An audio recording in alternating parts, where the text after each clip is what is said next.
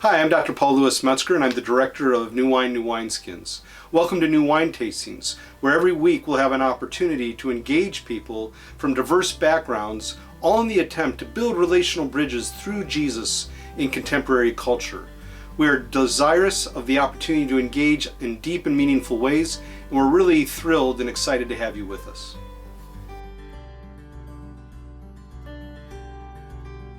Hello, I'm Paul Louis Metzger, the director of the Institute for Cultural Engagement, New Wine, New Wineskins, and today we're dealing with the subject of religious liberty and the American experience, an unfinished story.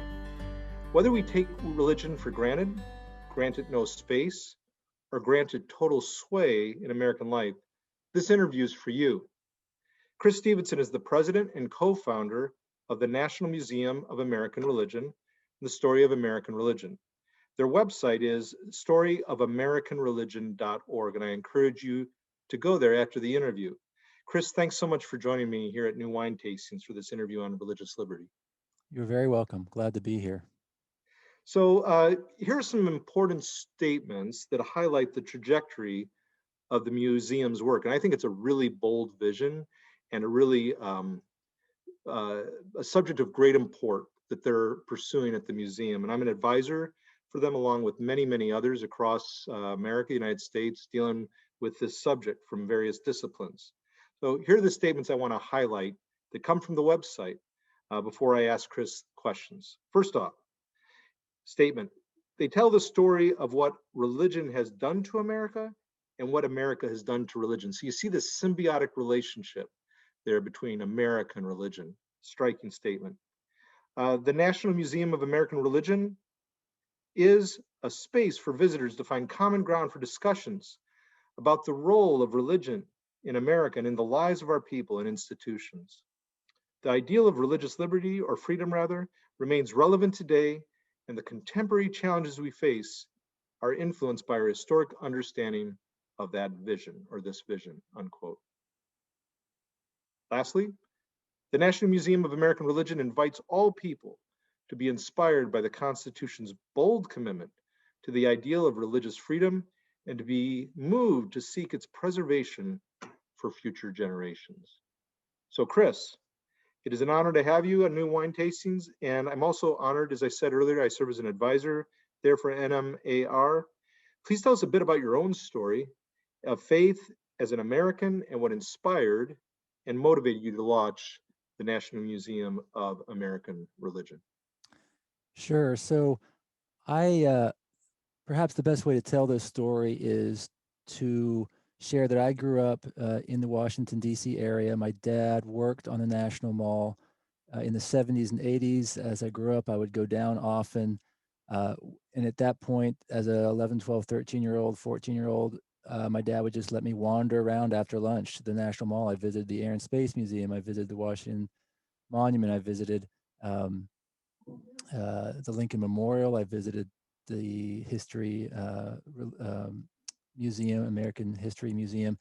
And I think it was there, unbeknownst to me at the time, I believe, but I think it was by doing that, I developed some great and deep respect for this American experiment in self-government.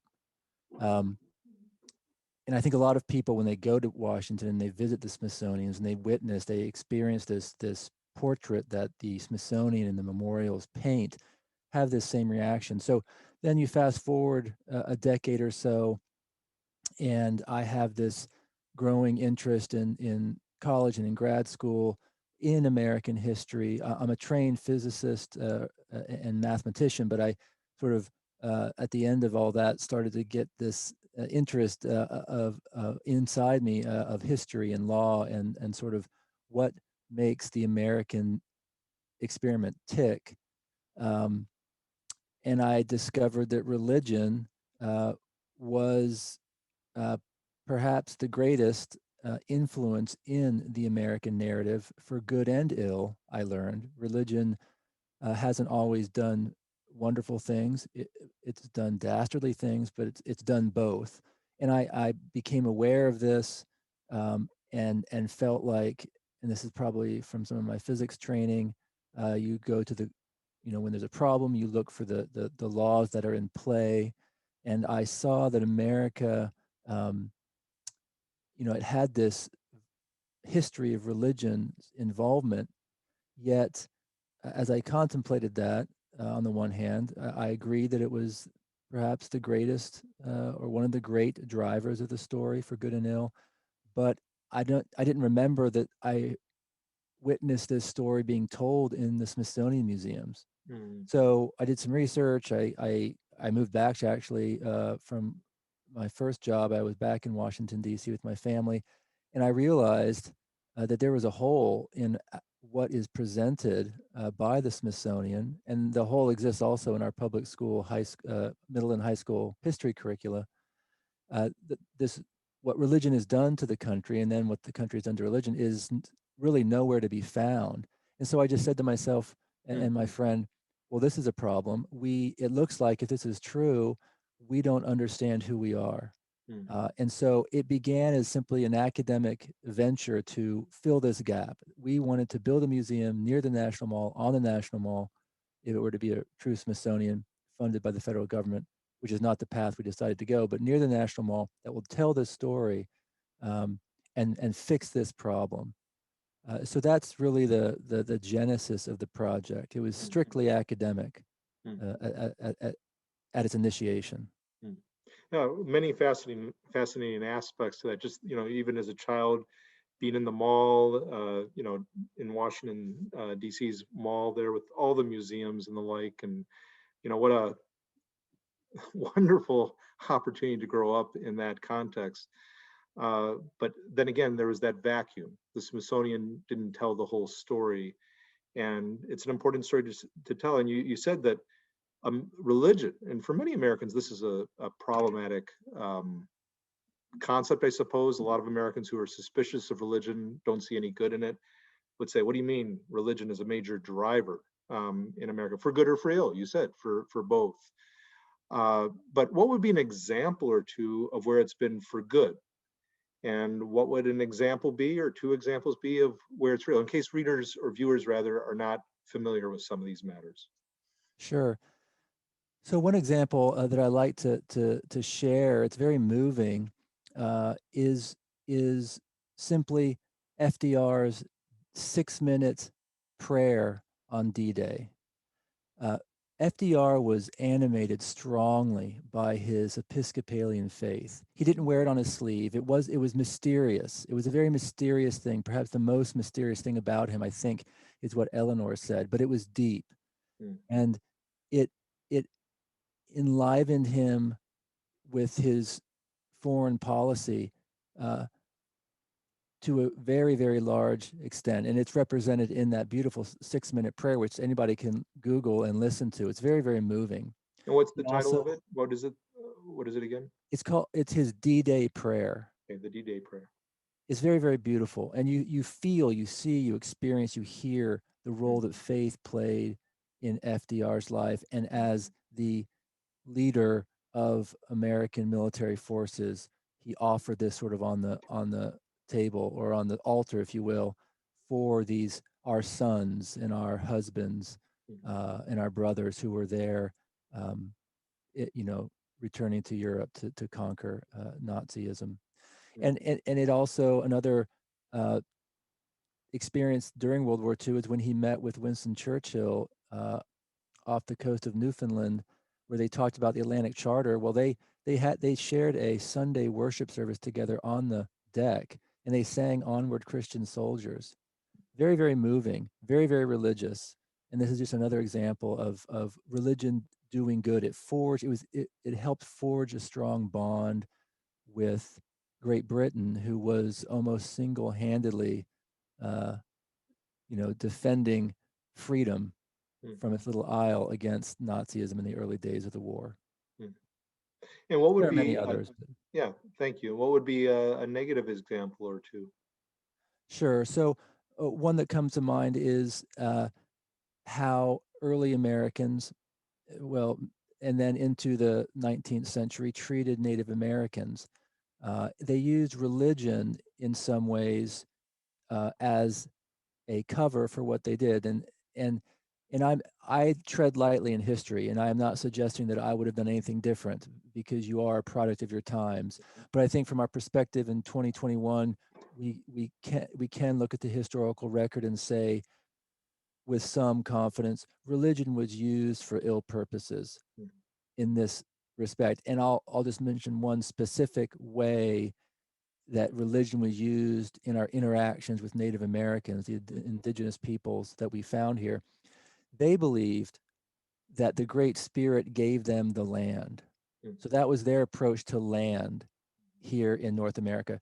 When the Europeans came over and they saw that these indigenous peoples and they saw what they did on the land, what they saw was that the indigenous peoples were not doing what the Bible said in the book of Genesis, in the creation story, that God commanded Adam and Eve to multiply and replenish the earth and to improve, to I don't know what the exact wording is in the Bible that they used, but the message that they got from the Bible was, when you're using land, you need to improve it. You need to have nice gardens.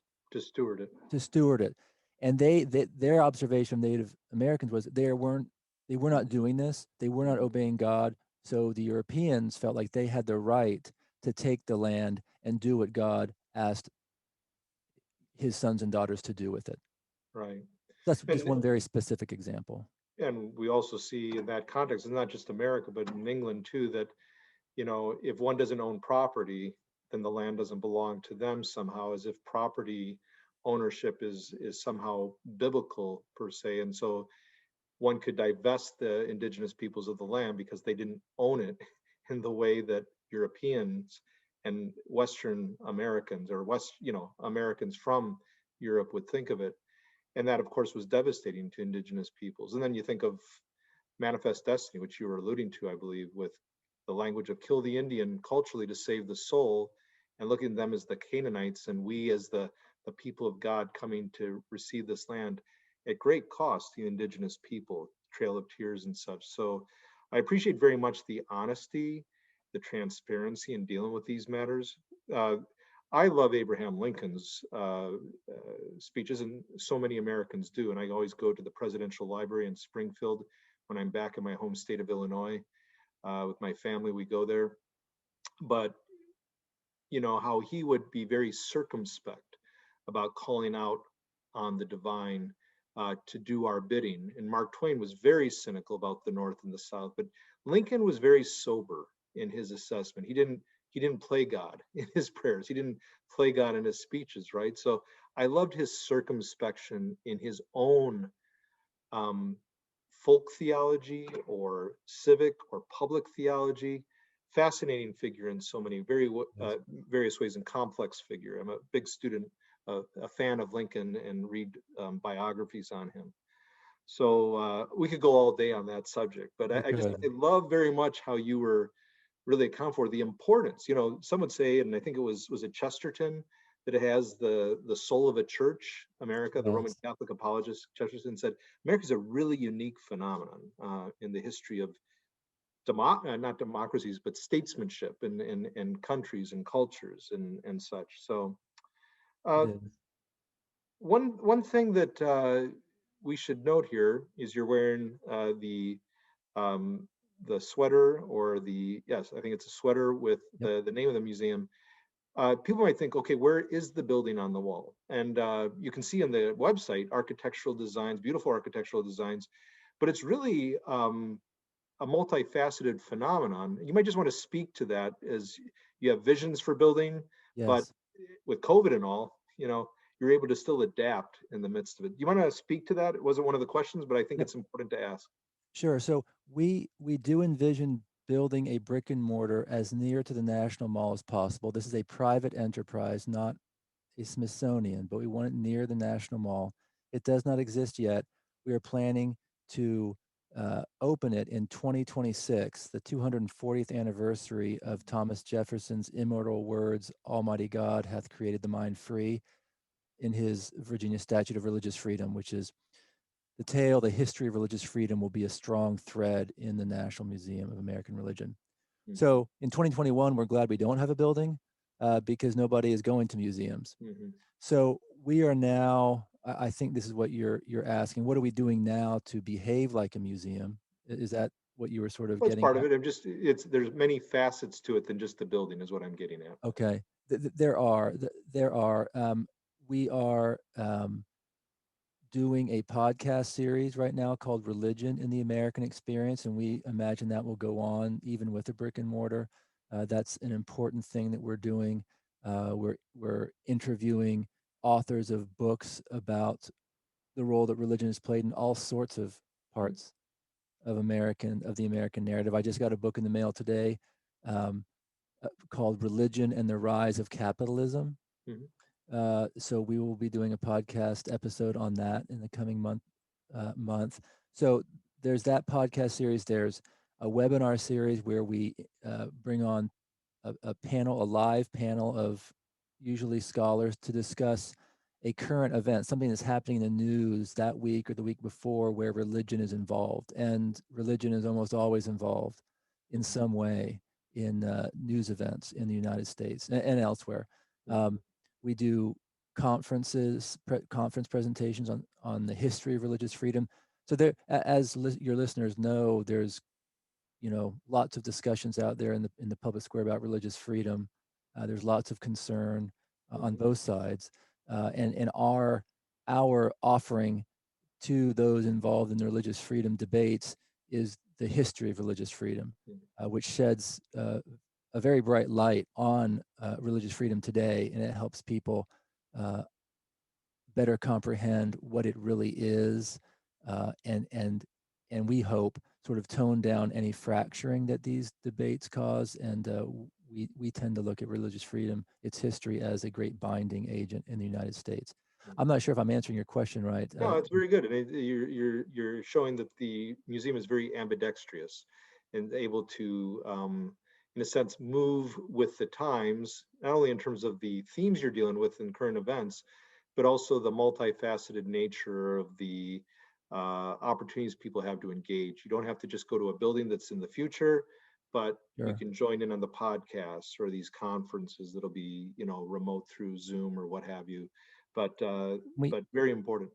And we also have coming up something that we're calling Lived Religion in America, where we will not be accessing historians or scholars of American religious history, but we will be asking lay people about how religion influences them and really influence. So we're going to focus on the religious influence in their lives during elementary school, high school, and early adulthood. Not so much what it's doing to them now, but what it did to them growing up. And our first group will be a brother and sister who grew up obviously in the same household and get their take on the lived experience of American religion. So there's all sorts of things, as you say. An ambidextrous approach is a good way to put it.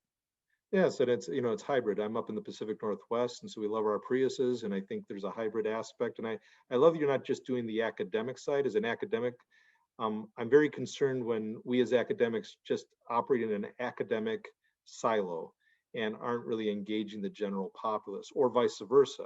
We need to have hybrid enterprises, and that's what you're doing, and I really appreciate that.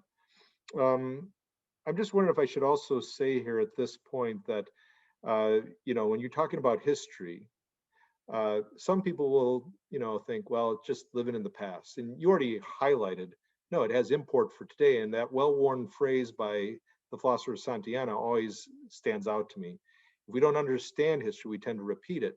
And sometimes it's worth repeating history, and sometimes we need to repeat it, like Madison's statement about, or his famous document, right? I believe it was Madison, about how we need to make sure we have checks and balances against a kind of church state or state church, however you'd want to frame it.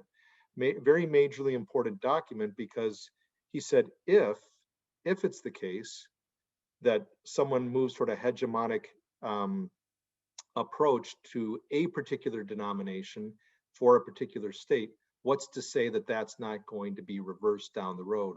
So we always need to safeguard against those kinds of moves that, one, will jeopardize us in the future, but out of concern for the whole populace, we shouldn't be out to jeopardize the religious liberties of anyone.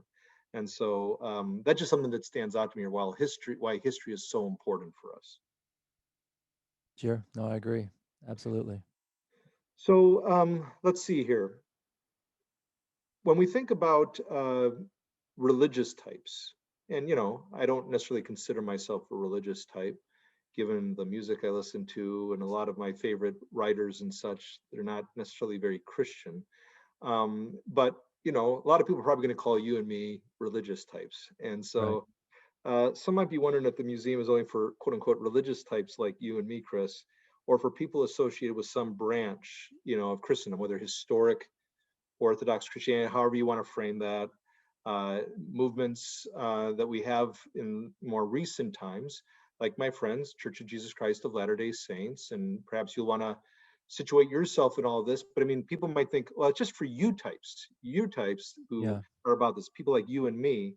How might people of other faiths? Because I know when I interviewed you at first for, discerning about being an advisor, I want to know, what about for Islam? What about Buddhism? What about secular humanism, paganism? Is there a concern for their religious liberties as well? And of course, you said yes. We're concerned for all people. So, how might people of other faiths and no faith at all, who fear those who grant religion total sway in American life, might find the museum important for their own concerns? How might they find the museum important for their own concerns regarding religious liberty and the American experience? Sure. So that's a great and important, significant question that's sort of always with us.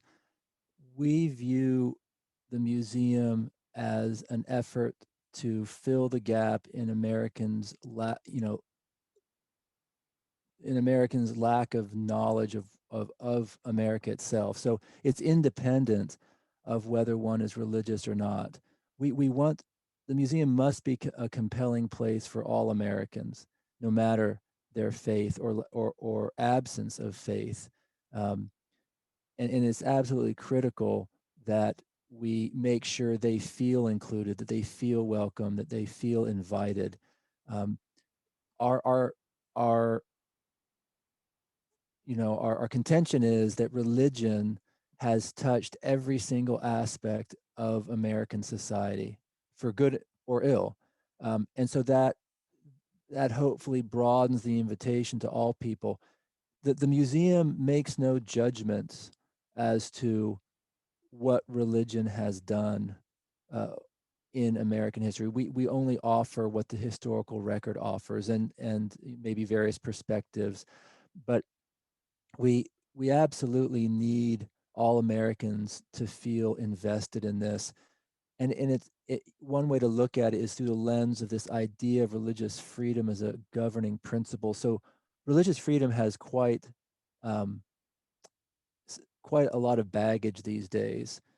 Some people say it's a license for bigotry, um, and so it's a very negative thing for them. Others love it very much and maybe would elevate it above all other rights enumerated in the Constitution.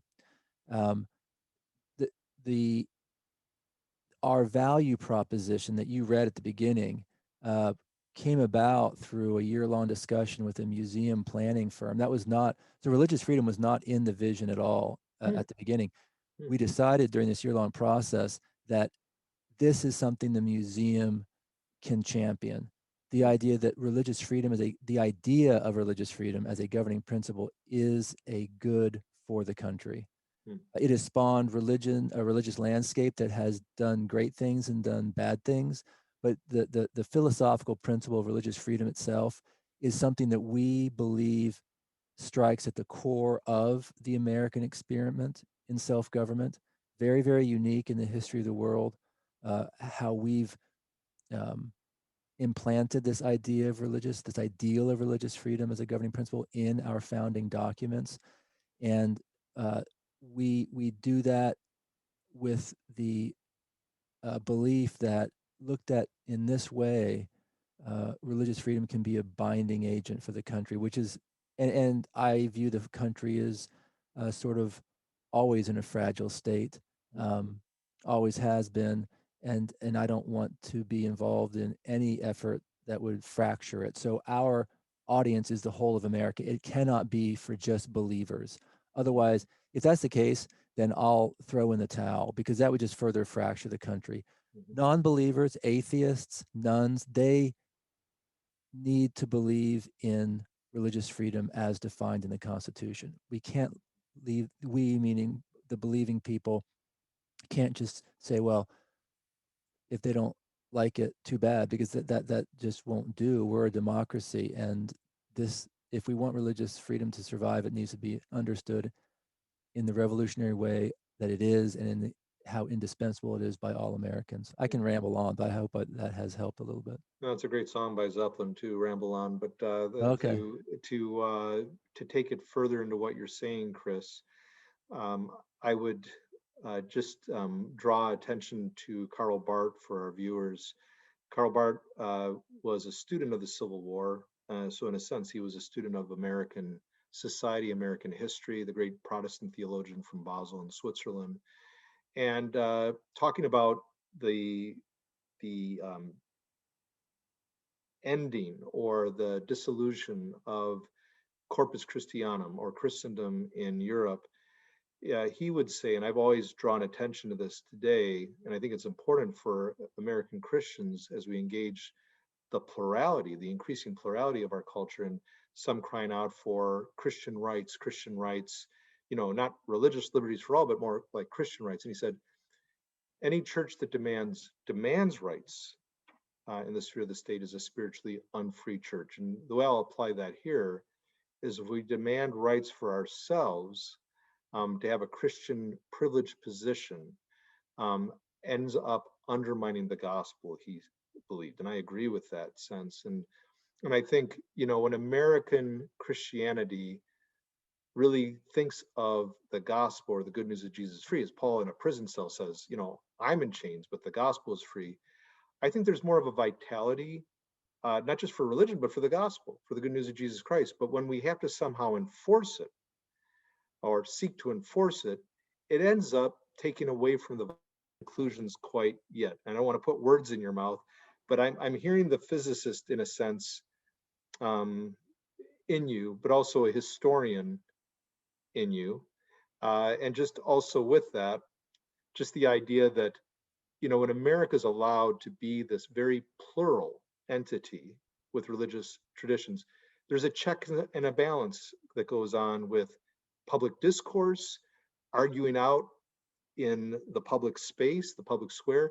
We're losing that in some respects with some of the social media, and we do such things in sound bites. We don't really have the opportunity to do the kind of dialogue and discourse in a well-reasoned charitable debate as perhaps in the past. We have to get back to that. Douglas and Lincoln 14-hour debates, oh my goodness, Oh, I and know. bring that into the realm of religion. Paul, let me just add one other thing to your question here that got us off on this great conversation. We believe, so religious freedom, religion, but especially religious freedom, is so very polarized right now that the museum, taking the tack we are taking, we don't belong to the far right or the far left. Mm-hmm. And we found that out through long experience.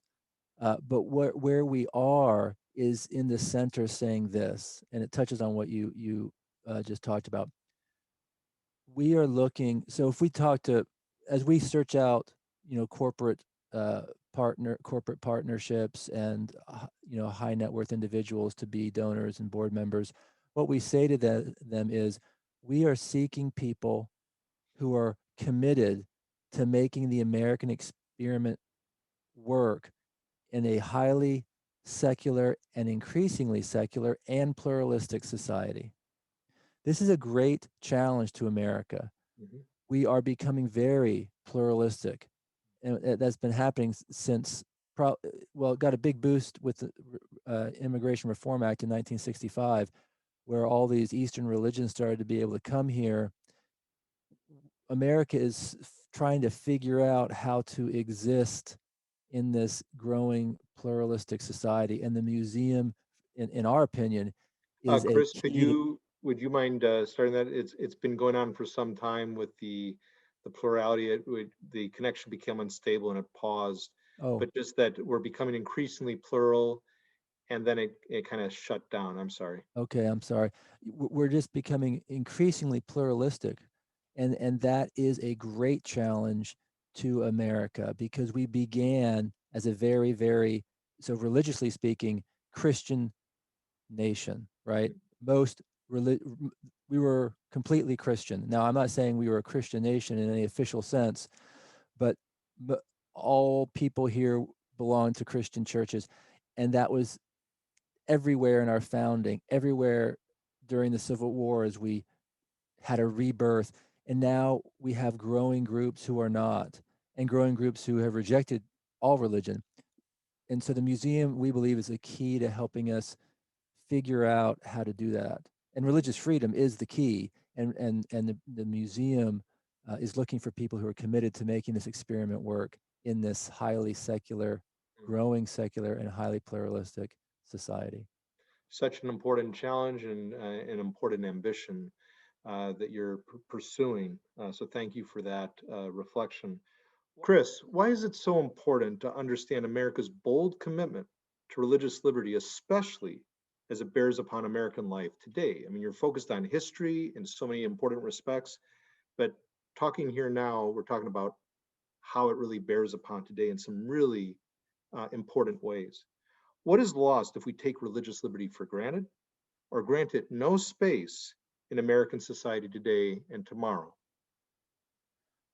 Right. That's a fundamental question that the museum grapples with and projects an answer. And this is our answer. So the historical record seems to be clear that America's the religion clauses in the American Constitution are an absolute essential part of the success of the American experiment.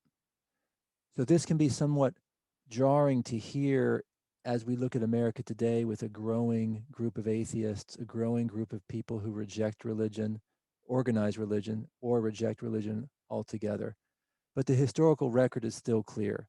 And so I would say, the museum would say, if religious freedom, as embraced in the Constitution and supported by a large majority of Americans, is disregarded or let become politicized, owned by one party, or simply ignored, or treated as any other right, then we lose the essence of America in some great sense. We lose its essence.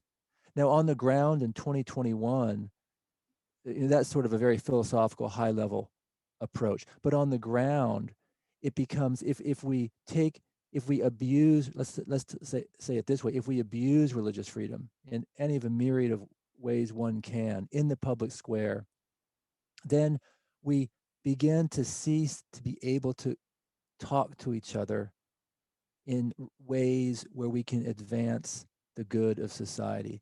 And that's because religion is that thing that animates people most deeply, even if they don't attend a church or if they've rejected organized religion, they're still animated by these thoughts that are religious in a way, right?